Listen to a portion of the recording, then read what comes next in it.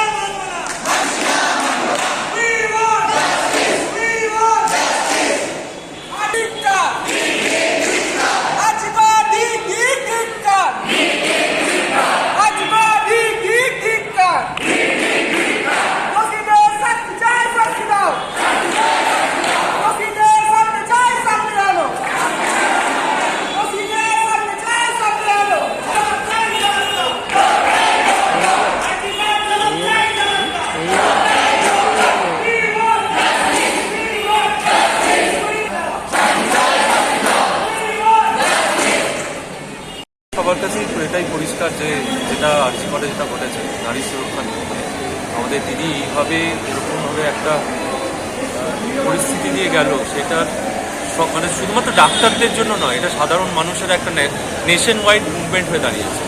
2019-এও আমরা মনে আছে পরিবহকাণ্ড থেকে শুরু করে যাদবপুর সব প্রত্যেকটা কলেজে কোনো জায়গায় মিনিমাম সুরক্ষাটুকু নেই।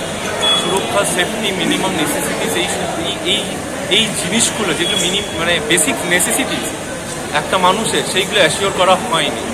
আজকে যারা এত মানুষের চিকিৎসা দিচ্ছে তারাই আজকে মানে সবার সামনে এরকমভাবে কি বলবো, মানে কোনো ভাষা নেই যে ঘটনাটা ঘটেছে। এটা খুব লজ্জাজনক। মানে আজকে গোটা ভারতবর্ষ পশ্চিমবঙ্গকে দেখছে যে কী ঘটছে, মানে কোনো প্রশাসনিক দিক থেকে বলুন কোনো দিক থেকে এই জিনিসটাকে বিরোধ করার জন্য মানুষকে জানানোর জন্য যে অ্যাটলিস্ট কী পরিস্থিতিতে আছে মানুষ আসল জিনিসটা জানুক, মানুষের কাছে পৌঁছাক খবরটা।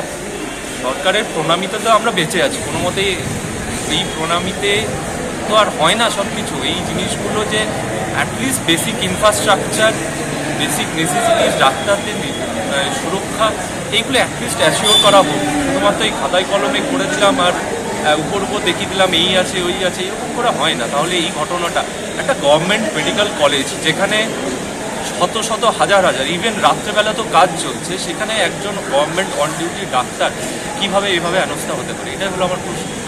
এটা আমার প্রশ্ন নয়, সবার প্রশ্ন। ওটা এখন শুধুমাত্র রাজ্যের নয়, ওটা দেশের প্রশ্ন যে এই জায়গা থেকে এগুলো কিভাবে সম্ভব, এটা আমরা কল্পনাও করতে পারি না।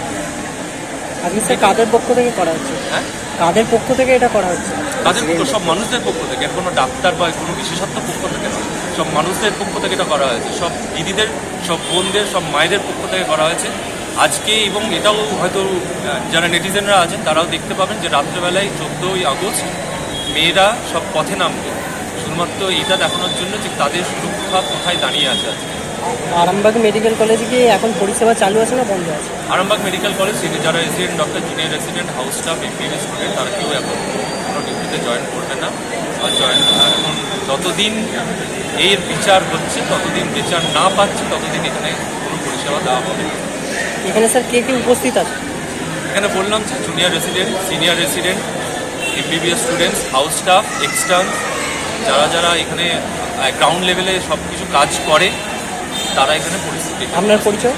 হ্যাঁ, আপনার পরিচয়? আমার পরিচয় হচ্ছে আমি doctor Choyonik Ghosh, junior resident, paediatrics department. আজকে আমরা রয়েছি এখানে, আমাদের ইউজি স্টুডেন্টরা, বিবিএস ফার্স্ট এবং সেকেন্ড ইয়ারের স্টুডেন্টসরা রয়েছে, আর আমাদের এসআররা রয়েছেন, আমাদের চেয়ার্সরা রয়েছেন, হাউস স্টাফ এবং বাকি আমাদের কলেজ অথরিটির তরফ থেকে সবাই রয়েছেন।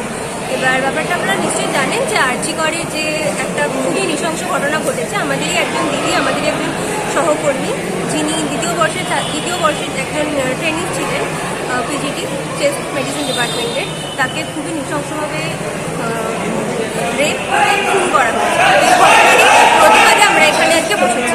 কালকেও আমাদের কলেজের তরফ থেকে একটি ক্যান্ডেল মার্চ করা হয়েছিল এবং কালকে না, বিভিন্ন দিন ধরেই করা হচ্ছে বিভিন্ন রকম প্রোটেস্ট। যদিও এখনও অবধি আমরা এই ঘটনার সুবিচার পাচ্ছি না। আশা করছি আমাদের সরকারের উপর একটুখানি ভরসা আছে যে আগামী 3-4 অন্তত 1 সপ্তাহ আমরা আশা করছি এই টাইমের মধ্যে আমরা হয়তো বিচার পেতে পারি, আর এই বিচার যেন আমরা খুবই শীঘ্রই পাই। এই জন্যই আমরা আজকে ধর্নায় বসেছি এবং আমাদের কলেজ না বিভিন্ন কলেজেই বসা হচ্ছে। কর্মবিরতি ডেকেছেন আপনারা? হ্যাঁ, ডেকেছি আমরা। একটু বলুন বিষয়টা। মানে আমাদের ইমার্জেন্সি খোলা রয়েছে, আর এমনি বাকি সমস্ত কিছুই বন্ধ আছে, পেন ডাউন করা হয়েছে। তার কারণ হচ্ছে দেখুন, সেফটি না পেলে তো ডক্টররা ডিউটি করতে পারবে না, কোনো মানেই হয় না। কারণ আমাদের নিজেদের প্রাণ আছে, আমাদের প্রাণ বাঁচাতে হবে। তো সেইটুখানি অ্যাসিওরেন্স আমরা চাই সরকারের তরফ থেকে এবং বাকি সকলের তরফ থেকে, যেন আমাদের সেফটিটা দেওয়া হয়। তো আমাদের এটাই বক্তব্য, নো সেফটি নো ডিউটি। আপনার নাম বলছেন? আমার নাম অঙ্কেশা বিশ্বাস, আমি MBBS সেকেন্ড ইয়ারের স্টুডেন্ট।